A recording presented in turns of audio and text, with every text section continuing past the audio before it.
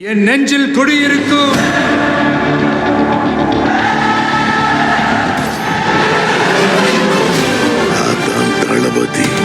Court is to pronounce orders today in Vijay's 1.5 crore rupee tax penalty case. The Madras High Court on Friday, remember that's January 23rd, 2026 that we're referring to, reserved its orders on a writ petition that was filed by the actor and Tamiliga Vetri Kazagam.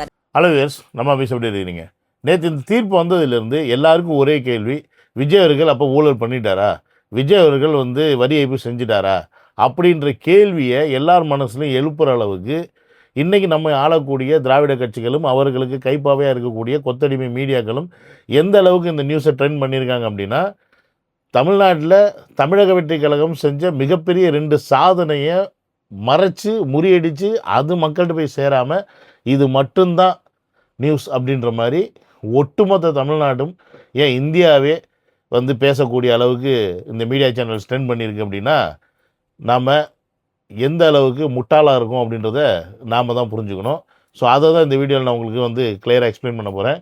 என்னோடய channel யாராவது first time வரீங்கன்னா subscribe பண்ணிவிட்டு bell பண்ண press பண்ணி share பண்ணுங்கள், மறக்காமல் கமெண்ட்ஸை போட்டு போங்க. என்னோடய வாட்ஸ்அப் குரூப்பில் சேரணும்னு ஆசைப்பட்டீங்கன்னா லிங்க் டிஸ்கிரிப்ஷனில் இருக்குது, அதை கிளிக் பண்ணி ஜாயின் பண்ணிக்கங்க. வாங்க வீடியோக்குள்ளே போகலாம்.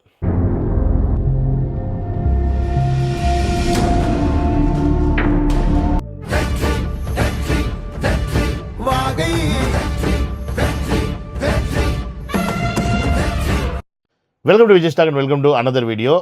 இந்த ஊழல் சம்மந்தப்பட்ட கேஸ் அப்படின்னு எல்லாரும் சொல்கிறாங்க. ஆனால் இது ஊழல் சம்மந்தப்பட்ட கேஸ் கிடையாது அப்படின்றத நான் முதலையே இங்கேயே உங்ககிட்ட விளக்கிடுறேன். எப்படி நீங்கள் சொல்லலாம் இது ஊழல் சம்மந்தப்பட்ட கேஸ் இல்லைன்னு? இது அபராதம் அப்படி கட்டணும் அப்படின்னு தானே கோர்ட் சொல்லியிருக்கு. 1.5 கோடி ரூபா அபராதம் கட்டணும்னு சொல்லியிருக்கேன். அப்போ அபராதம் கட்டணும்னா அப்போ விஜய் அவர்கள் இந்த பணத்தை ஏமாற்றிருக்காருன்னு தானே அர்த்தம். அப்போ ஏமாத்துனது உண்மை தானே அப்படின்னு இன்றைக்கி சாமானிய மக்கள் கேட்கக்கூடிய நிலையில் தான் நம்ம எல்லாமே இருக்கோம். ஏன் சாமானிய மக்களுக்கு நான் சொல்கிறேன், நம்ம விஜய் அவர்களுடைய ரசிகர்களாக இருக்கட்டும், தொண்டர்களாக இருக்கட்டும், இன்றைக்கி எல்லார் மைண்ட்லேயும் இருக்கக்கூடிய கேள்வி இதுதான். இதற்கு சரியான பதில் என்ன? ஏன்னா எல்லா மீடியாவுமே விஜய் அவர்கள் ஊழல் பண்ணிட்டாருன்னு சொல்லுது. ஆனால் விஜய் அவர்களுடைய சப்போர்ட்டாக இருக்கக்கூடிய இல்லை தமிழக வெற்றி கழகத்தை ஆதரிக்கக்கூடிய தொண்டர்கள், நண்பர்கள், நண்பிகள் நாமெல்லாம் இதை ஒத்துக்கலையே அப்படின்னு சொல்கிறோம் அப்படின்னா அதுதான் உண்மை. இதை நாம் மட்டும்தான் சொல்கிறோன்னு கேட்டிங்கன்னா நாம் சொல்லலை. வேற ஒருத்தர் கூட இதை சொல்லியிருப்பார், இது ஊழல் கிடையாது அப்படின்னு. அவர் யாருன்னு பார்த்தீங்கன்னா கார்த்திக் சிதம்பரம். அரசாங்க பதவியில் இருந்து உங்கள் பதவியை நீங்கள் துஷ்பிரயோகம் செய்து நீங்கள் சம்பாதித்தால் அது ஊழல். இதெல்லாம் ஒரு இன்கம் டாக்ஸ்ன்றது முக்கால்வாசி ஒரு இன்டர்பிரிட்டேஷன். அது அங்க இருக்கிற இன்கம் டாக்ஸ் அசஸிங் ஆஃபீஸர் ஒரு கருத்து வச்சிருப்பாரு. அந்த கருத்தின் மேலமா அவர் ஒரு டாக்ஸ் போடுவாரு. அந்த டாக்ஸ் மேல நம்ம ஏத்துக்கிட்டோமா டாக்ஸா கட்டுவோம், ஏத்துக்காட்டி கோர்ட்டுக்கு போகலாம். இது ஒரு ஒரு வகையான முறையீடு தான். இதுக்கு மேலேயும் முறையீடு பண்றதுக்கு வாய்ப்பு இருக்கு. இப்ப இவர் சொன்ன மாதிரி இது ஒரு ஃபைன், பெனால்டி.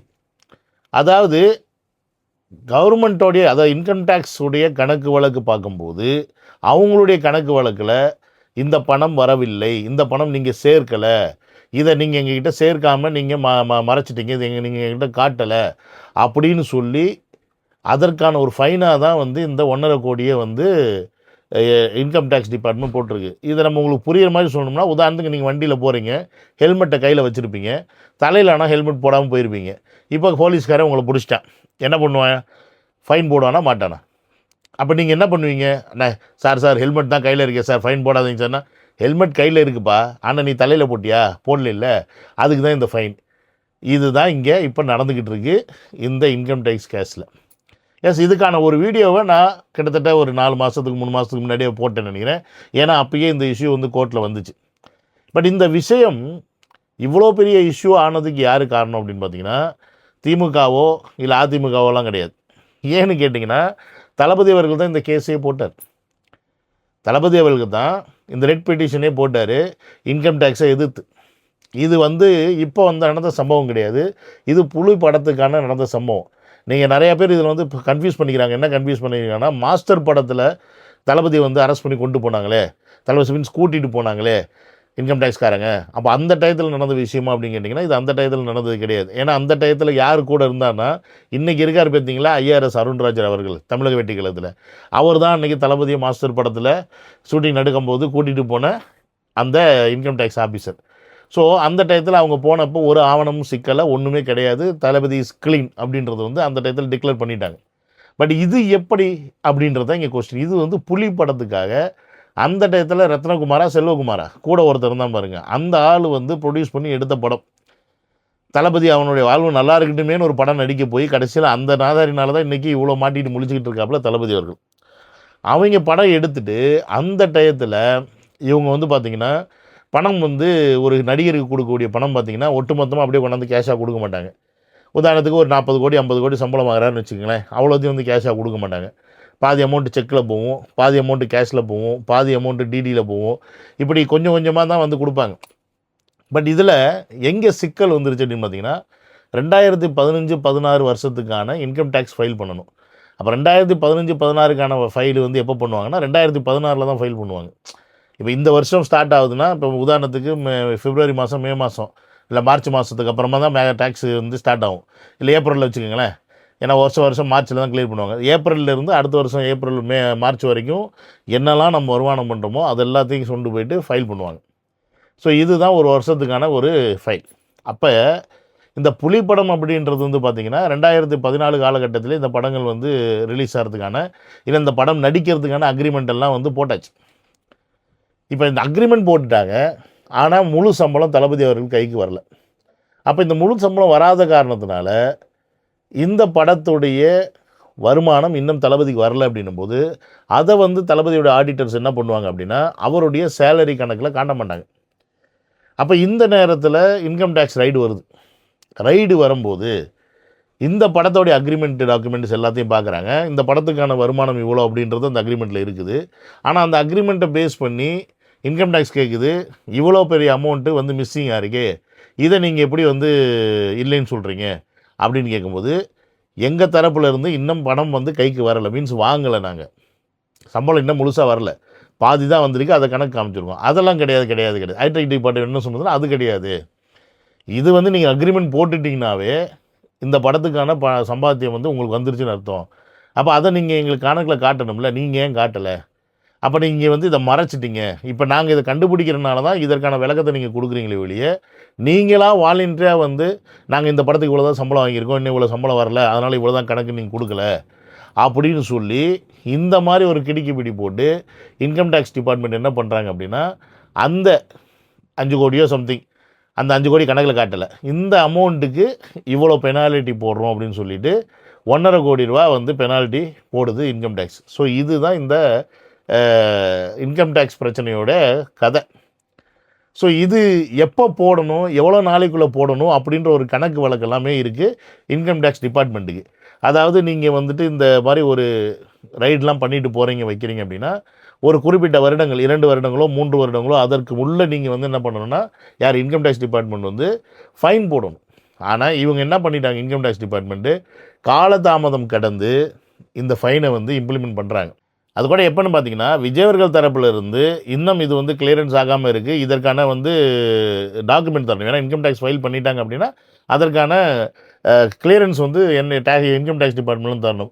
அது தரலை, ஏன் தரலை அப்படின்னு சொல்லி இவங்க போய் அப்ரோச் பண்ணும்போது தான் இந்த மாதிரி நீங்கள் வந்து எங்களை வந்து ஏமாற்றிட்டீங்க, மீன்ஸ் எங்ககிட்ட கணக்கு காட்டலை, அதுக்கு நாங்கள் 1.5 கோடி ரூபா ஃபைன் போட்டிருக்கோம், பெனால்ட்டி போட்டிருக்கோம்னு சொல்லிட்டு இன்கம் டேக்ஸ் தரப்பில் இருந்து அந்த ஃபைன் வந்து விதிக்கப்படுது. அப்போ தான் வந்து விஜயவர்கள் வந்து கோவமாயிட்டு நான் வந்து நீங்கள் சொன்ன மாதிரி இந்த டாக்குமெண்டேஷன்லாம் நீங்கள் செக் பண்ணும்போது அந்த டயத்தில் எனக்கு சம்பளம் வாங்கலை, இருந்தாலும் இதெல்லாம் நீங்கள் கணக்கில் எடுத்துக்கிட்டிங்கன்னு சொன்னனால அந்த வருடத்துக்கான நாங்கள் இன்கம் டேக்ஸ் டிபார்ட்மெண்ட்டில் பே பண்ண வேண்டிய அமௌண்ட்டு இந்த சேலரிக்கான அமௌண்ட்டையும் சேர்த்து நான் பே பண்ணிட்டேன், வரி நான் கட்டிட்டேன் அப்படின்னும் போது எனக்கு எப்படி நீங்கள் ஃபைனாலிட்டி போடுவீங்க அப்படின்றத சொல்லி தான், அப்படின்றத கேட்டு தான் விஜயவர்கள் இந்த கேஸுக்கு கோர்ட்டுக்கு போகிறார். ஸோ இப்போ இங்கேருந்து யார் கேஸுக்கு கோர்ட்டுக்கு போனதுன்னு பார்த்தா தளபதி அவர்கள். ஏன் கோர்ட்டுக்கு போனார்னா, நான் உன்னை ஏமாத்தலை, நான் வாங்காத சம்பளத்துக்கு நீ வரி கட்ட சொன்னால் நான் எப்படி வரி கட்டுறது, அப்படியே இருக்கும்போது இருந்தாலும் இந்த வருடத்துக்குள்ளே நான் அந்த சம்பளம் வந்துருச்சு அப்படின்னும் போது நான் அந்த வரியை வந்து நான் கட்டிட்டேன், கட்டினதுக்கான ரிசீட்டை நீ தராமல் கடைசியில் நான் கட்டலைன்னு என் மேலே பெனால்ட்டி போட்டால் அப்போ நான் வரி ஏய்ப்பு செஞ்ச மாதிரி தானே ஆகுது அப்படின்ற அந்த புரிதலோட நான் உன்னை ஏமாத்தலை, மீன்ஸ் நான் கவர்மெண்ட் ஏமாத்தலை, நான் வாங்கின சம்பளத்துக்கு கரெக்டாக தான் வரி கட்டுறேன்னு சொல்லி தளபதி அவர்கள் தன்னை நிரூபணப்படுத்திக்கிறதுக்கு தளபதி தன்மேல் எந்த தவறும் இல்லை அப்படின்னு கிளியரன்ஸ் சர்டிஃபிகேட்டு கோர்ட்டு மூலியமாக வாங்கிக்கிறதுக்கு கோர்ட்டுக்கு போன ஆள் தான் தளபதி. அந்த போன கேஸை வச்சுக்கிட்டு தான் இன்றைக்கி இவங்க இவ்வளோ அழிச்சாட்டியம் பண்ணிக்கிட்டு இருக்காங்க. இந்த கேஸு வேணால் 10 வருஷத்துக்கு முன்னாடி ஆரம்பிச்சிருக்கலாம். ஆனால் இன்றைக்கி நடக்கிற நிகழ்வுகள், இன்றைக்கி நடக்கிற தீர்ப்புகள், இன்றைக்கி நடக்கக்கூடிய இந்த விஷயங்கள்லாம் பார்க்கும்போது இது எல்லாத்துலேயும் பின்னாடி அரசியல் இல்லாமலாம் ஒன்றும் இல்லை அப்படின்றதெல்லாம் நம்ம வந்து நம்புகிற மாதிரி கிடையாது. ஏன்னா இது கிட்டத்தட்ட ஒரு 4 மாதத்துக்கு முன்னாடியே இந்த கேஸ் வந்துச்சு. அப்பையும் தளபதிக்கு அகெயின்ஸ்டாக வர மாதிரி தான் இருந்துச்சு. திருப்பியும் தளபதி அவர்கள் ஹைகோர்ட்டுக்கு அப்பீல் பண்ணாங்க. இன்றைக்கி ஹைகோர்ட்டில் இருந்து இந்த மாதிரி ஒரு விஷயம் தீர்ப்பாக கொடுத்துருக்காங்க. இப்போ இதை திருப்பி மேல்முறையீடு போவாங்களான்னு கேட்டால் கண்டிப்பாக இப்போ மேல்முறையீடு போவாங்க. ஸோ அது மேல்முறையீடு போயிட்டு அங்கே போயிட்டு என்ன தீர்ப்பு வருதுன்றதை பார்த்து தான் அடுத்த ரிசல்ட். ஸோ இதுக்குள்ளே இது என்ன பண்ணிட்டாங்க அப்படின்னு கேட்டால் ஊழல் பண்ணிட்டாரு, 1.5 கோடி வரி ஏய்ப்பு செஞ்சுட்டாரு, சாரி 1.5 கோடின்ற மிகப்பெரிய லெவலில் வரி ஏய்ப்பு செஞ்சுட்டார். அதனால 1.5 கோடி ரூபா இப்போ இது கண்டுபிடிச்சி விஜய் அவர்கள் கட்டணும்னு சொல்லிட்டாங்க அப்படின்னு சொல்லி இன்றைக்கி எல்லா மீடியாவும் பரப்பிட்டு உட்காந்துருக்காங்க. நமக்கும் வேறு வழி இல்லாமல் இதை உட்காந்து பார்த்துட்டு உட்காந்துருக்கோம். நான் என்ன கேட்குறேன், ஒருவேளை இப்போ தமிழக வெற்றி கழகமாக இருக்கட்டும் இல்லாமல் போட்டோம், விஜய் அவர்கள் இன்றைக்கி நடிச்சுக்கிட்டு இருக்காரு அப்படின்னா என்ன மயிர்கள் அவங்களுக்கு வரி கட்டணும் தான் நான் கேட்பேன். ஏண்டா அரசாங்கத்தில் உட்காந்து அரசியல்வாதிகளாக இருந்து அதுக்கு சம்பளத்தையும் வாங்கிக்கிட்டு எங்ககிட்டேருந்து கொள்ளையடிச்சு அதுக்கு வரி கட்டாமல் நாங்கள் கட்டின வரி பணத்தெல்லாம் வாரி சூரிட்டு உங்களுக்கு வாய்க்கரிசி போட்டுக்கிற பரதேசி பயலுங்க நீங்கள் உட்காந்துக்கிட்டு அரசியல்வாதிகன்ற போர்வையில் உட்காந்துக்கிட்டு உங்கள் மேலே கேஸ் எடுபடலைன்னா நாங்கள் ஊழல் பண்ணலைன்னு சொல்லி உரட்டிக்கிட்டு இருப்பீங்க. ஆனால் இங்கே உண்மையாக ஒருத்தன் கஷ்டப்பட்டு சம்பாரித்து அந்த காசை உங்களுக்கு நொட்டணும். அதில் நொட்டலை அப்படின்னு 1008 நீங்கள் குறமயிறு சொல்லுவீங்க. உண்மையை சொல்ல போனால் நீங்களாம் அவரை காலை கழுவி குடிக்கணும்னா கம்முநாட்டி பயல்களாக தான் சொல்லுவேன். ஏன்னு கேட்டால் போன வருஷம் இந்தியாவிலேயே 2வது இடத்துல வரி கட்டின நபர் எது சினிமா துறையில் ஷாருக் கான் முதல் நபர், 2வது நபர் விஜய் அவர்கள். எவ்வளோ பெரிய கிட்டத்தட்ட 80 கோடி ரூபா வரி கட்டியிருக்கார். தமிழ் சினிமாவில் பாக்ஸ் ஆபீஸ் வசூல்ல நம்பர் 1 இருக்கிறவர் தான் நடிகர் விஜய். இப்போ அதிக அளவு வருமான வரி செலுத்தியதுல 2வது இடத்துல இருப்பது தெரிய வந்துள்ளது. இந்தியாவில் உள்ள பல்வேறு துறை பிரபலங்கள் கடந்த ஆண்டு வருமான வரி செலுத்திய விவரங்கள் அமெரிக்க இதழான ஃபார்ச்சூன் வெளியிட்டிருக்கு. இதில் 2023-24 நிதியாண்டில் அதிக அளவா பாலிவுட் நடிகர் ஷாருக் கான் 92 கோடி ரூபாய் வருமான வரி செலுத்தி இருக்காருன்னு தெரிவிச்சிருக்கு. நடிகர் விஜய் 80 கோடி ரூபாய் வருமான வரி செலுத்தி இருப்பதாகவும் அவரு அதிக வருமான வரி செலுத்திய பிரபலங்கள்ல 2வது இடத்தை பிடிச்சிருக்காருன்னு ஃபார்ச்சூன் தெரிவிச்சிருக்கு.